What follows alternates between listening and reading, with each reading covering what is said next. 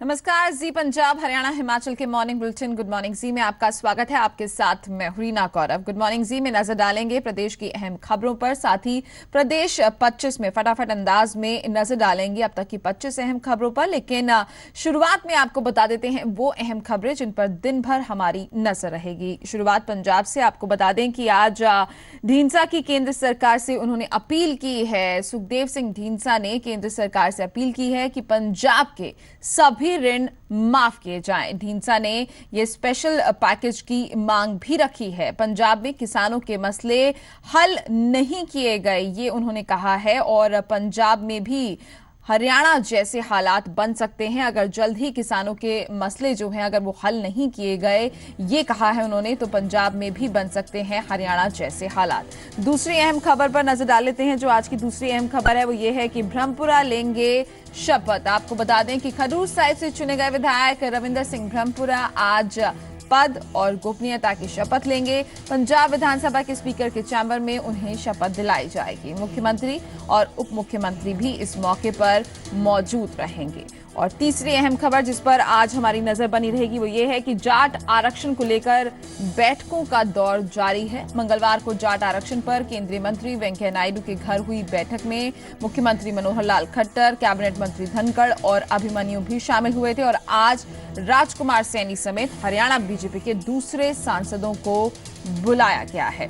चलिए, इन तीन अहम खबरों पर दिन भर की अपडेट आपको देते रहेंगे, लेकिन अब विस्तार से खबरों को जान लेते हैं। पंजाब में मिशन हैट्रिक में लगे उप मुख्यमंत्री और शिरोमणि अकाली दल के अध्यक्ष सुखबीर सिंह बादल की लंच डिप्लोमेसी में कई केंद्रीय नेता पहुंचे। बीजेपी और अकाली दल के नेताओं के साथ आईएनएलडी सांसद दुष्यंत चौटाला भी इस लंच में पहुंचे। सुखबीर की लंच डिप्लोमेसी को भले ही सियासत से जोड़ा जा रहा हो, लेकिन तमाम नेताओं ने इसे रूटीन मुलाकात बताया। वहीं अकाली नेताओं ने फिर ये दोहराया कि बीजेपी को पुराने फॉर्मूले पर ही सीटें मिलेंगी। दिल्ली स्थित उप मुख्यमंत्री सुखबीर सिंह बादल की रिहाइश पर चहल पहल है। पंजाब से लेकर केंद्रीय सियासत के नामी चेहरे सुखबीर बादल के इस न्योते पर पहुंचे। दिल्ली में खाने के टेबल पर हुई ये मुलाकात उन मुलाकातों की ही कड़ी है जो पिछले कई दिनों से जारी है। लंच के बाद दोनों पार्टियों के नेता दोहराते हुए नजर आए कि बीजेपी अकालियों के रिश्ते अटूट हैं और किसी भी तरह का कोई मनमुटाव नहीं। इसके साथ ही ये भी दावा किया गया कि इस बार भी विधानसभा चुनाव की टिकटें पुराने फॉर्मूले के तहत ही दी जाएंगी। सीटां बदल सकदियां उधर उधर, पर गिणती दे विच ना चेयरमैनियां ना एमएलएशिप जां एमपी दी जां होर कदे चेंज होई नहीं ना होएगी, तां ही गठबंधन है मजबूत चल रहा। अकाली दल बीजेपी को इस बार भी 23 सीटें देने का ही दावा कर रहा है। बीजेपी को कितनी सीटों की डिमांड है, इस पर पूछे गए सवाल पर जवाब अकाली बीजेपी के अच्छे रिश्तों के दावों के रूप में ही सामने आया। 117 सीटां अकाली बीजेपी अलायंस एक मुठ होके एकजुट होके एक नीति दे नाल राज नहीं सेवा, पंजाब दा विकास और पंजाब दी शांति साडी प्राथमिकता।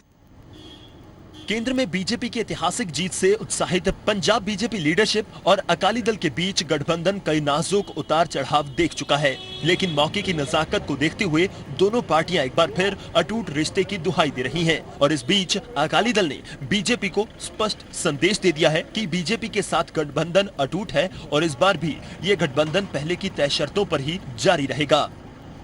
पंकज कपाही, जी मीडिया, दिल्ली। शिरोमणि अकाली दल ने केंद्र के आम बजट में पंजाब का खास ख्याल रखने की मांग की गई है, लेकिन यहां अकाली दल ने केंद्र को चेताया भी कि वक्त रहते पंजाब में किसानों के मुद्दे हल नहीं किए गए तो पंजाब में भी हरियाणा जैसे हालात बन सकते हैं। एजुटेशन में हुण इत्थे हरियाणे हो रही है, कोई वक्त आएगा फिर पंजाब च भी पंजाब सिखां वाल भी ध्यान रखण कि वो अखीर नूं तां फिर जदों वो कोई भांडा भर जाए तो फिर मुश्किल हो जाता है। हरियाणा के जाट आंदोलन से केंद्र को सबक लेने की नसीहत दे रहे हैं अकाली नेता सुखदेव सिंह ढींसा की दलील है कि पंजाब में इस तरह के हालात ना बने, इसलिए इस समस्या की ओर खास तौर से ध्यान देना चाहिए।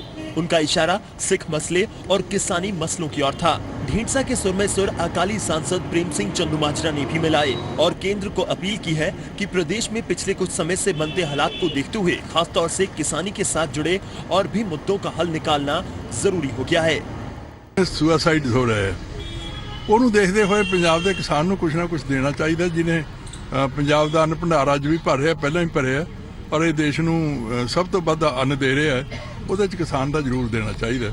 मैं समझदा कि सही मैंने विच केंद्र नूं समय सिर ही ऐसे फैसले कर लेने चाहिए और अज हर बंदा कहता किसी नूं पुछ लो भी किसान घाटे जा खेती घाटे चली गई, किसान खुदकुशियां दे राह ते पै रहा। इसके साथ ही ढींडसा ने इस बार के बजट में पंजाब के कर्ज को भी माफ करने की अपील की है। बजट ਦਾ ਹੁਣ ਅਸੀਂ ਉਮੀਦ ਹੀ ਕਰ ਸਕਦੇ ਹਾਂ, ਪਿਛਲੀ ਵਾਰੀ ਤਾਂ ਕੁਝ ਨਹੀਂ ਮਿਲਿਆ ਪੰਜਾਬ ਨੂੰ, ਵੀ ਐਤਕੀ ਦੀ ਕੁਝ ਨਾ ਕੁਝ ਦੇਣਗੇ ਕਿ ਜੋ ਪੰਜਾਬ ਦੀ ਹਾਲਤ ਹੈ ਉਹ ਵੀ ਕਰਜ਼ਾ ਜਿਹੜਾ ਟੈਰਰਿਜ਼ਮ ਦੇ ਦਿਨਾਂ ਵਿੱਚ ਸੀਗਾ ਵਾਪਸ ਹੋ ਜਾਏਗਾ, ਜੋ ਗੁਜਰਾਲ ਸਾਹਿਬ ने माफ किया ਸੀ। केंद्र में अपनी सहयोगी पार्टी की सरकार के आने पर अकाली दल को जो उम्मीदें थी, लग रहा है कि उन उम्मीदों पर सहयोगी पार्टी खरी नहीं उतरी, जो अकाली दल की लीडरशिप के रुख में साफ देखा जा सकता है। पंकज कपाही, जी मीडिया, दिल्ली। फिरोजपुर में बीएसएफ ने इंडो पाक बॉर्डर पर एक पाकिस्तानी घुसपैठिए को धर दबोचा है। पूछताछ के दौरान घुसपैठिए ने अपना नाम सरवर बेग बताया है और वो पाकिस्तानी सेना में करीब 7 साल नौकरी भी कर चुका है। बीएसएफ इस पाक घुसपैठिए से पूछताछ कर रही है। घुसपैठिए की देर रात फिरोजपुर के सिविल अस्पताल में मेडिकल जांच भी करवाई गई।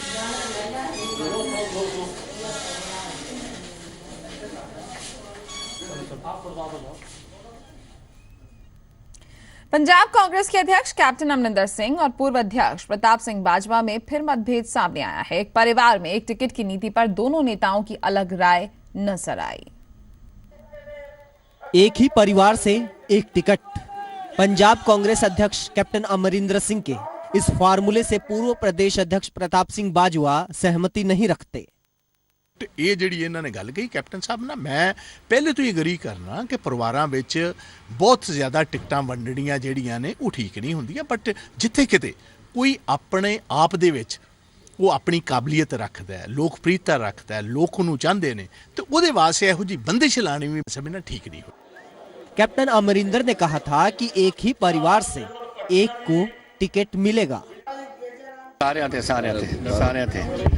सारे थे कि ए भी और दूसरा कि कोई एमएलए नहीं लेगा कोई चेयरमैनशिप, वो ऐसी रखेंगे अपने पार्टी वर्कर्स। बाजवा ने टिकट बंटवारे पर एक और सुझाव दिया और कहा कि इस बार युवाओं को बढ़ावा मिले और 80% टिकट बदले जाएं। ਉਹ ਪੁਰਾਣੀਆਂ ਰਾਜਨੀਤਿਕ ਜਮਾਤਾਂ ਤੋਂ, ਪੁਰਾਣੇ ਰਾਜਨੀਤਿਕ ਲੀਡਰਾਂ ਤੋਂ ਕੁਝ ਹੱਦ ਤੱਕ ਮਾਯੂਸ ਹੋ ਚੁੱਕੇ। ਸਾਨੂੰ ਜੇ ਉਹਨਾਂ ਨੂੰ ਨਾਲ ਲੈਣਾ, ਉਹਨਾਂ ਦੇ ਨਾਲ ਅਸੀਂ ਇੱਕ ਕਮਿਊਨੀਕੇਸ਼ਨ ਆਪਣਾ ਪੈਦਾ ਕਰਨਾ ਹੈ, ਉਹਦੇ ਵਾਸਤੇ मैं ਇਹਦੇ ਰਾਏ ਦਿੱਤੀ कि 80% पुराने कैंडिडेट तब्दील करो। बहरहाल पंजाब में चुनाव अभी साल भर दूर है। चुनाव के दौरान टिकट बंटवारे पर कैप्टन का फार्मूला लागू होगा या बाजवा का, इसके लिए इंतजार करना होगा। चंडीगढ़ से जगतार भुल्लर, जी मीडिया। सियासी सरगर्मियों के बीच अब पंजाब प्रदेश में पंजाबी बनाम परदेसी का मुद्दा भी गर्मा गया है। पंजाब में आम आदमी पार्टी को बाहरी करार देने की कोशिश की गई है। एनएसयूआई के पोस्टर में ये देखने को मिला। पंजाब में एक बार फिर से बाहरी बनाम परदेसी का मुद्दा उठाया जा रहा है। इसमें आप पार्टी को बाहरी करार दिया जा रहा है। कांग्रेस के पंफलेट पर 3 तस्वीरें, 2 तस्वीरें किसकी हैं बताने की जरूरत नहीं, लेकिन तीसरी तस्वीर में टोपी पर लिखा प्रदेसी। जो गूंज बिहार की विधानसभा चुनाव में बिहारी वर्सेस बाहरी की सुनने को मिली थी, वो बाहरी की गूंज अब पंजाब में भी सुन रही है। कांग्रेस की छात्र विंग एनएसयूआई की तरफ से ये पंफलेट बांटे जा रहे हैं। बाहरी का मुद्दा कांग्रेस की तरफ से उठाया गया है, लेकिन कांग्रेस के कैप्टन आम आदमी पार्टी के किसी नेता की फोटो ना लगाने पर तर्क कुछ अलग दे रहे हैं। He is a question mark to us. उसकी फोटो से हमें क्या चाहिए, वो अपनी फोटो अपने लीफलेट में लगाए। हमने तो कह दिया he is a question mark, we don't consider him anything. Captain बेशक कुछ भी तर्क दें, लेकिन माना जा रहा है कि बिहार में हिट हुए इस फॉर्मूले के पीछे की सोच प्रशांत किशोर की है। केवल इतना ही नहीं, इन तस्वीरों से ऊपर कुछ सवाल भी पूछे गए हैं। सवाल कि कौन होगा आपकी पगड़ी का रखवाला। आपकी वोट का असली हकदार कौन? और इन सवालों में भी कहीं ना कहीं निशाना आम आदमी पार्टी पर है। लेकिन कांग्रेस के परदेसी वर्सेस पंजाबी के फॉर्मूले पर आम आदमी पार्टी ने भी कांग्रेस से कुछ सवाल पूछे हैं। मैं इन्हां नूं पुछना चाहुंदा कि जदों अपने दीनानगर ते अटैक होया सी ते ਉਹਦੇ ਵਿੱਚ ਜਿਹੜੇ ਬੰਦੇ ਮਰੇ ਸੀ, ਜਿਹੜੇ ਸ਼ਹੀਦ ਹੋਏ ਸੀ, ਕੀ ਉਹ ਪਰਦੇਸੀ ਸ਼ਹੀਦ ਹੋਏ ਸੀ? ਉਸ ਤੋਂ ਬਾਅਦ ਪਠਾਨਕੋਟ ਦੇ ਵਿੱਚ ਜਿਹੜੇ ਬੰਦੇ ਸ਼ਹੀਦ ਹੋਏ ਆ, ਕੀ ਉਹ ਪਰਦੇਸੀ ਸ਼ਹੀਦ ਹੋਏ ਸੀ? ਹੁਣ ਜਿਹੜੇ ਆਪਣੇ ਸਿਆਚਨ ਦੇ ਵਿੱਚ ਜਦੋਂ ਸ਼ਹੀਦ ਹੋਏ ਆ, ਕੀ ਜਿਹੜਾ ਹਨੂਮੰਤ ਥੱਪਾ ਹੈਗਾ, ਕੀ ਉਹ ਪਰਦੇਸੀ ਸੀ? ਸਾਰੇ ਦੇਸ਼ ਨੇ ਉਹਦੇ ਵਾਸਤੇ ਅਰਦਾਸ ਨਹੀਂ ਕੀਤੀ। ਇਹ ਬੜੀ ਸ਼ਰਮਨਾਕ ਗੱਲ ਹੈ ਕਿ ਜਿਹੜੀ ਕਾਂਗਰਸ ਪਾਰਟੀ, ਜਿਹੜੀ ਨੈਸ਼ਨਲਿਸਟ ਪਾਰਟੀ ਹੈ, ਕਿ ਉਹ ਵੋਟਾਂ ਦੀ ਰਾਜਨੀਤੀ ਕਰਨ ਵਾਸਤੇ ਕਿੰਨੇ ਲੋਅਰ ਲੈਵਲ ਤੱਕ ਗਿਰ ਸਕਦੀ ਹੈ। मतलब बिहार के विधानसभा चुनाव में बिहारी वर्सेस बाहरी का मुद्दा खूब गूंजा था और बीजेपी की हार की वजह जानकार इसको भी मानते हैं।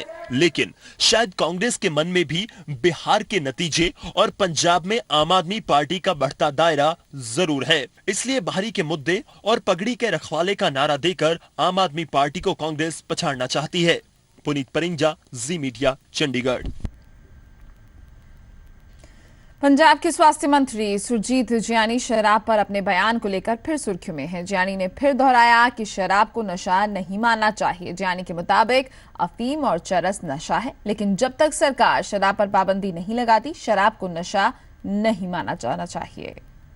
कि शराब की गिनती मैं पहले भी कहा कि नशे दे विच नहीं करनी चाहिए। शराब पर स्वास्थ्य मंत्री सुरजीत कुमार जियानी के ये बोल नशे को लेकर स्वास्थ्य मंत्री साहब की परिभाषा ने दोबारा से विवाद खड़ा कर दिया है। नशे पर स्वास्थ्य मंत्री की सोच का सुरजीत कुमार जियानी के अनुसार जब तक शराब पर सरकार बैन नहीं लगाती, उसको नशा नहीं माना जा सकता। शराब की गिनती मैं पहले भी कहा कि नशे दे विच नहीं करनी चाहिए। जदों तक सरकारां लाइसेंस देंदियां, फैक्ट्रियां बनदियां, ब्याह शादियां दे विच परोसी जाती है, हर एक जगह मेहमानबाजी दे विच सब तो पहले बोतल कट के रखी जाती है, तो इसकी काउंटिंग जिहड़ी है वो करनी उचित नहीं है। इसमें कोई भी शक नहीं है कि शराब पर सरकार लाइसेंस जारी करती है, लेकिन इस आधार पर मंत्री साहब की ये दलील कि शराब को नशे की श्रेणी में नहीं रखा जा सकता हजम नहीं होता। क्या मंत्री साहब शराब के खतरनाक नतीजों से वाकिफ नहीं है? मंत्री जी इस हकीकत से कैसे इनकार कर सकते हैं कि शराब नशा नहीं है? क्या शराब और नशों की तरह शरीर पर बुरा असर नहीं डालती? क्या शराब अपराध को उत्साहित नहीं करती? क्या शराब ने अब तक कई परिवारों को बर्बाद नहीं किया? अच्छा ये होगा कि मंत्री साहब शराब को नशे की श्रेणी में ना रखने की वकालत की बजाय कैसे लोगों को शराब से दूर रखा जाए, इसके लिए जागरूक करें, इस और ध्यान दें। अमृतसर से राजन गोसाई के साथ न्यूज डेस्क रिपोर्ट, जी मीडिया। देश विदेश में बैठे सिख संगत के लिए खुशखबरी है। एसजीपीसी जल्द ही एक ऐसी मोबाइल एप्लीकेशन लॉन्च करने जा रहा है जिससे आप घर बैठे ही श्री दरबार साहिब के दर्शन कर पाएंगे, वो भी 3D अंदाज में। जल्द ही देश और विदेश में बैठी संगत सचखंड श्री हरमंदिर साहिब में होने वाली इलाही बानी को अपने मोबाइल पर लाइव देख सकेगी।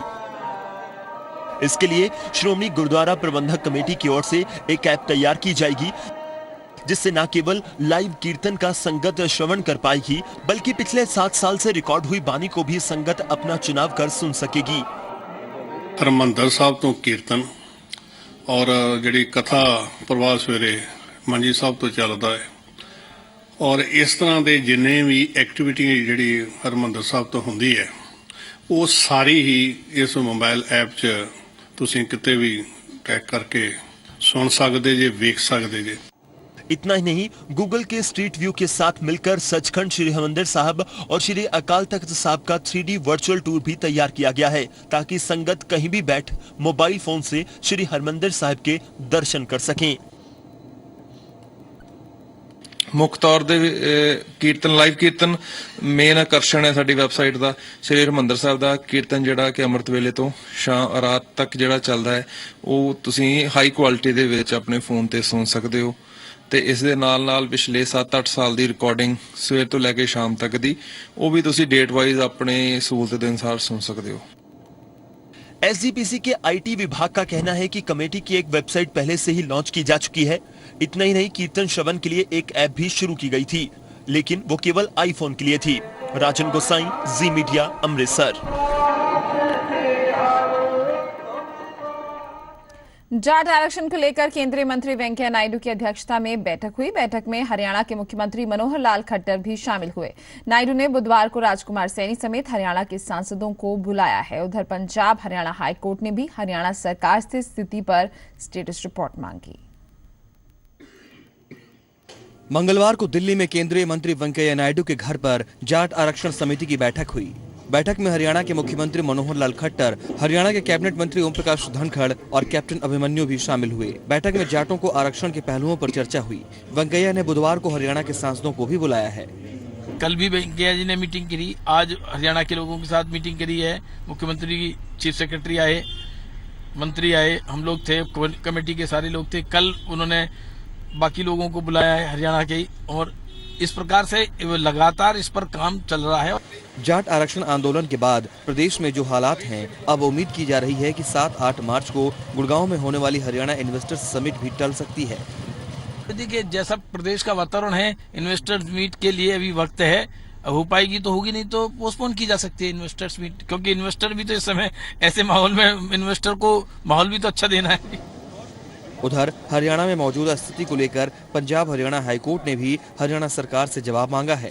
हाईकोर्ट ने सरकार से प्रदेश में नुकसान की स्थिति की रिपोर्ट सरकार से मांगी है। सरकार 29 फरवरी को हाईकोर्ट में स्टेटस रिपोर्ट सौंपेगी। यही कंसर्न था, गवर्नमेंट का भी यही कारण था कि जो मौके की स्थिति है, पहले उसको नॉर्मलाइज सारी सिचुएशन को स्टेट में किया जाए, क्योंकि ये हर एक के लिए ह्यूमनिस्टिक प्रॉब्लम इस समय है। तो सारे लोग इससे कंसर्न्ड है। तो कोर्ट ने भी कहा अभी अगली डेट तक उसकी जो भी स्थिति है कोर्ट के सामने। हरियाणा के हालात पर केंद्र और कोर्ट दोनों ही नजर बनाए हुए हैं। लोगों से लगातार शांति, संयम और भाईचारे को बनाए रखने की अपील की जा रही है। पंजाब हरियाणा हाईकोर्ट ने भी सरकार, सियासी पार्टियां और प्रदेश की जनता से भाईचारे और शांति को बनाए रखने की अपील की है। दिल्ली से पंकज कपाही, चंडीगढ़ से नेहा शर्मा, जी मीडिया।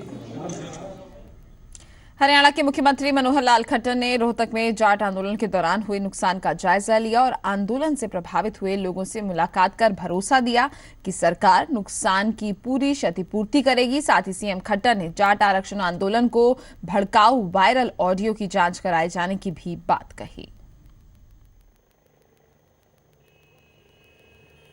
हरियाणा के मुख्यमंत्री मनोहर लाल खट्टर रोहतक पहुंचे, जहां उन्होंने जाट आंदोलन के दौरान हुए नुकसान का जायजा लिया। साथ ही जाट आंदोलन से प्रभावित हुए लोगों से मुलाकात की। सीएम खट्टर ने लोगों से शांति बनाए रखने की अपील की। साथ ही सीएम खट्टर ने कहा कि इस आंदोलन को उग्र बनाने में कुछ ताकतों का हाथ है। रोहतक में मुख्यमंत्री मनोहर लाल खट्टर ने भरोसा दिया कि सरकार नुकसान की पूरी क्षतिपूर्ति करेगी। अब इस दुर्घटना के पीछे कुछ ताकतें हैं। पहली बात तो उसकी पूरी जांच कराई जाएगी एक बार। दूसरी बात,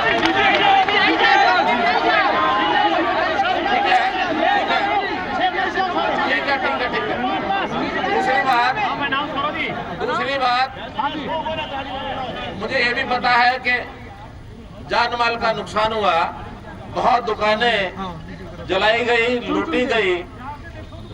मैं देख रहा हूँ चुन चुन के हुई, ये भी मुझे मालूम है।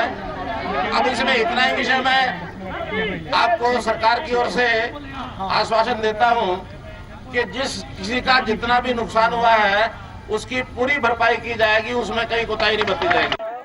मुख्यमंत्री मनोहर लाल खट्टर ने भरोसा दिलाया कि लापरवाह पुलिस कर्मियों और अधिकारियों के खिलाफ भी कार्रवाई की जाएगी।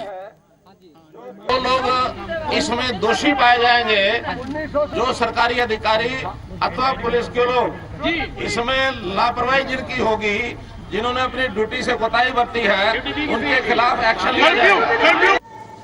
जाट आरक्षण आंदोलन को उकसाने वाले वायरल हुए ऑडियो क्लिप की भी जांच कराए जाने की बात मुख्यमंत्री मनोहर लाल खट्टर ने कही।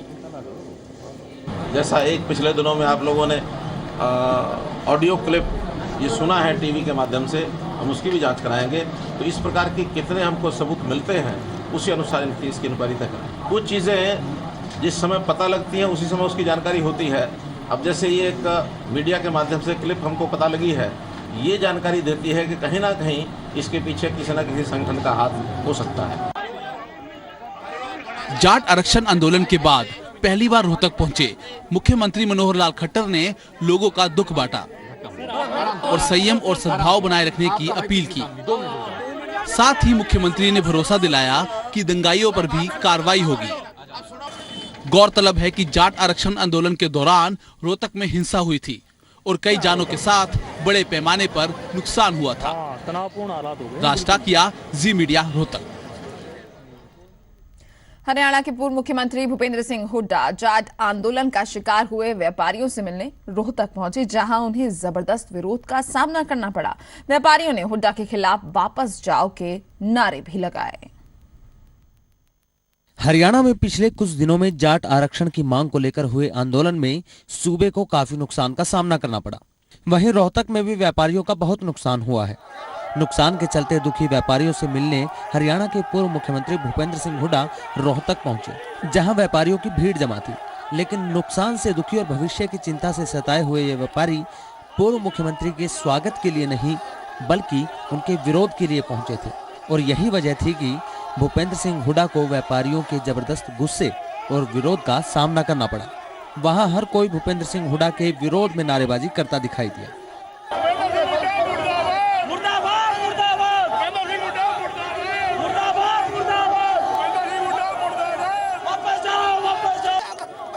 व्यापारियों के विरोध के बीच उनसे मुलाकात के बाद वापस लौटे पूर्व मुख्यमंत्री भूपेंद्र सिंह हुड्डा अपने विरोध को नकारते नजर आए। साथ ही प्रोफेसर वीरेंद्र के विवादित ऑडियो क्लिप को लेकर उन्हीं से जवाब लेने को कहा। मेरा कोई नाम ले तो उसका नाम बताओ। प्रोफेसर वीरेंद्र की जो क्लिप है उसकी तारीख और टाइम वो सरकार क्यों नहीं देती। साथ ही उन्होंने कहा कि व्यापारियों का गुस्सा पूरी तरह से जायज है। लोगों में रोष था, ठीक रोष था।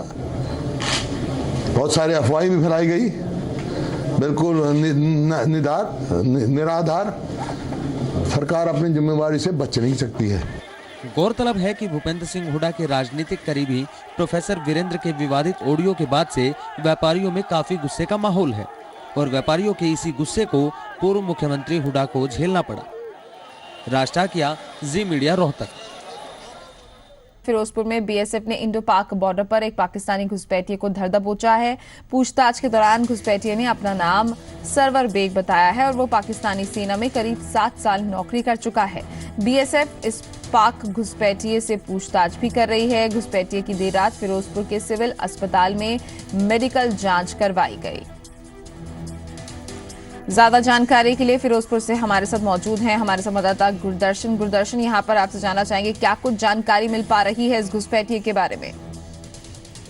नहीं ना, अभी तक तो जो हमने बताया है कि वो डोना तेलुमाल से जो बीएसएफ की 105 बटालियन ने घुसपैठिए को पकड़ा है, जो कसूर का रहने वाला सरवर बेग है। ये पहले 6-7 साल आर्मी में वहाँ नौकरी कर चुका है। अभी तक तो यही जानकारी है जो रात डीआईजी बीएसएफ से मिली थी।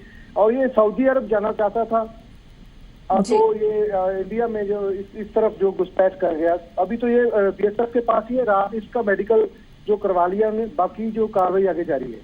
जी, बहुत बहुत शुक्रिया गुरदर्शन आपका इस तमाम जानकारी के लिए।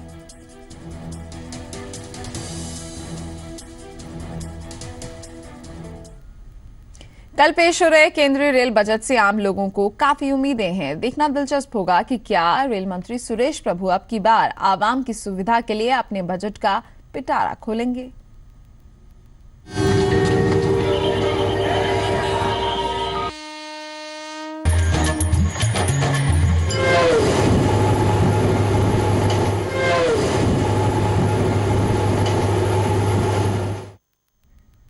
रेल बजट कल आ रहा है, ऐसे में लोगों की नजर रेल मंत्री सुरेश प्रभु के पिटारे पर है। मोहाली के लोग इस पिटारे से महंगाई ना बढ़ने की उम्मीद जता रहे हैं, साथ ही सुरक्षा के पुख्ता इंतजामों की भी मांग कर रहे हैं।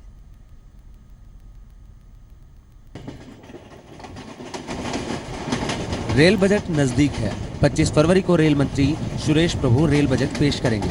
ऐसे में हर किसी को प्रभु के इस पिटारे के खुलने का इंतजार है और हर कोई अपने क्षेत्र के लिए खास सौगात की उम्मीद जता रहा है। ये है मोहाली का रेलवे स्टेशन। सुरक्षा के इंतजाम बद से बदतर है। न एंट्री गेट पर कोई मेटल डिटेक्टर है और ना ही स्टेशन पर पुख्ता सुरक्षा दिखाई देती है। ऐसे में यात्री खुद को जरा सा भी सुरक्षित महसूस नहीं करते। यही वजह है कि वो प्रभु से सुरक्षा के इंतजामों को पुख्ता करने की मांग कर रहे हैं। मेरी बिल्कुल चेकिंग नहीं हुई, ना ही यहाँ पे कोई मेटल डिटेक्टर है। मुझे लगता है कि इस तरह से अगर रहे तो कभी भी अगर हमला हो जाए तो मुझे नहीं लगता कि हम सब सेफ हैं यहाँ पे।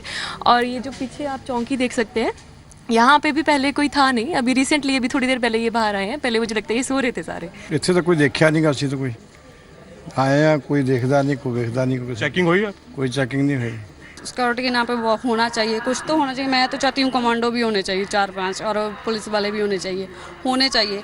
सरकार कहती तो है ये करेंगे वो करेंगे, पर करती कुछ नहीं है। मोहाली रेलवे स्टेशन पर सुरक्षा की सच्चाई सुनेंगे तो आपके होश उड़ जाएंगे। पूरे रेलवे स्टेशन की सुरक्षा की जिम्मेदारी महज 4 जवानों के पास है, जिनके लिए टेंट में बनी है अस्थायी चौकी, जहां न बिजली है न पानी। ये तंबू में रहने को मजबूर हैं जो जिनके जिम्मे रेलवे स्टेशन की सुरक्षा है। आप देख सकते हैं कोई यहाँ पर लाइट का इंतज़ाम नहीं है, ना ही यहाँ पर किसी तरह का कुछ यहाँ पर इनको खाने का इंतज़ाम है। इवन कि जो हेड कांस्टेबल जो यहाँ पे सिक्योरिटी में तैनात हैं, उनका ये कहना है कि यहाँ पर जो शौचालय की सुविधा है वो भी स्टेशन मास्टर जो है उन्होंने वहाँ पर ताला लगा रखा है। चंडीगढ़ से चलने वाली इंटरसिटी एक्सप्रेस की सुरक्षा का क्या हाल है, आप खुद सुन लीजिए। नहीं, कोई चेकिंग नहीं है यहाँ पे। कोई चेकिंग नहीं। सिक्योरिटी राम भरोसे है। सिक्योरिटी तो इसका definitely we are paying the tax, तो सिक्योरिटी तो होनी चाहिए। से यही एक्सपेक्टेशन है कि अगर टैक्स लगा रही है तो उसको पूरा मतलब कि यूटिलाइज करना चाहिए जो पैसा है, अदरवाइज कोई फायदा नहीं उसका। देखिए इतने स्टेशन से कोई मुलाजिम नहीं सीगा, कोई लेडीज कांस्टेबल नहीं सीगी, ते ये होने चाहिए। इस बजट में जहां यात्री सुरक्षा की खास मांग कर रहे हैं, वहीं वो ये चाहते हैं कि रेल बजट से उनके बजट पर ज्यादा असर ना पड़े। जो इकोनॉमी है हमारी इतनी बढ़िया चल रही है, तो उसके हिसाब से इनको किराए में कम से कम बढ़ोतरी नहीं करनी चाहिए।